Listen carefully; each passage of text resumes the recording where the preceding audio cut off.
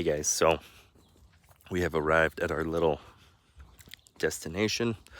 We planned this out a couple months in advance. I figured I'd just do a little phone video here. This is a really beautiful area. You know, we live in the desert, and this is just pure fucking, look at that, trees everywhere. Amazing.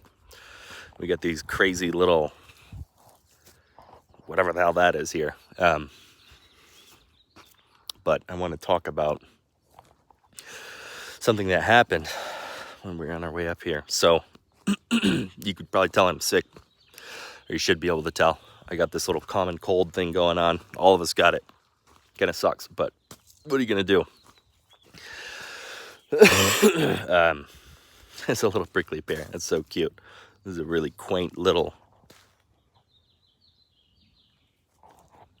town that we're in here. In this little cabin. Anyway, number one, we got sick. Number two, we had something happen on the way up here. About probably 10, 15 minutes on the freeway. The friend that we drove with, so we have two other friends here. One couple, one single guy. And those guys carpooled, and their car suddenly shut down on the way up here.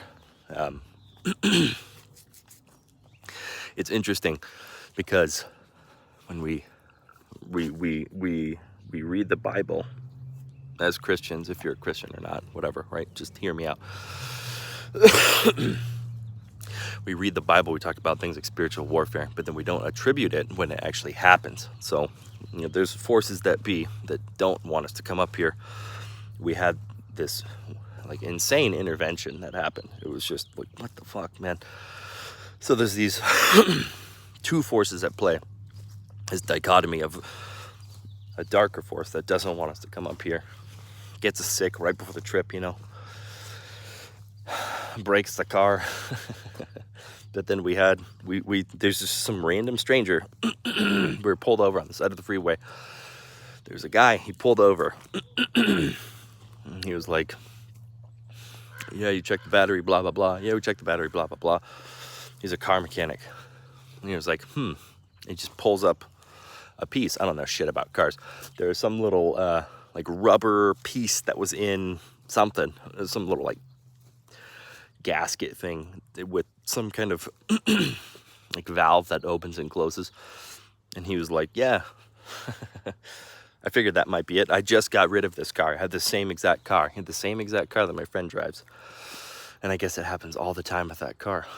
And he just knew it. And he pulled over and helped us out. He was actually driving the other way on the freeway, got off the exit, turned around and came all the way over to us and helped us out and saved the trip. So you see, this is your dichotomy. You have a force that doesn't want us up here. But then you have another force that's here to save you. You have another force that wants you to be well. It's just fascinating. It's amazing. That's about it. It's a weird calmness up here. It's so quiet. Like I don't want to talk very loud because it's just so quiet up here. I feel like I'm going to disturb everything if I start talking loud and getting all crazy like I usually do. There's nothing on my mind. It's bizarre. I don't really get out into wilderness like this very often. In fact, I can't think of a single time where I've been this secluded. And my mind is just blank. It's like my mind is shut off. It's like, yeah, whatever, right? I can see why these people who live out here, country folk kind of people, they aren't very inspired. It makes sense because it's just so peaceful. What is there to really be inspired about? I mean, there's a certain inspiration to it, but there's not a, like, we need to fuck the world up kind of inspiration. You know, we need to tear things down. Why would you want to tear this down? Look at this. You don't want to tear that down. It's freaking beautiful. Anyway. You chill out a lot when you come out here. It's very cool. Anyway, that's all I got. I wanted to shoot a video while I was out here. I wanted to do it on my phone, and we're done.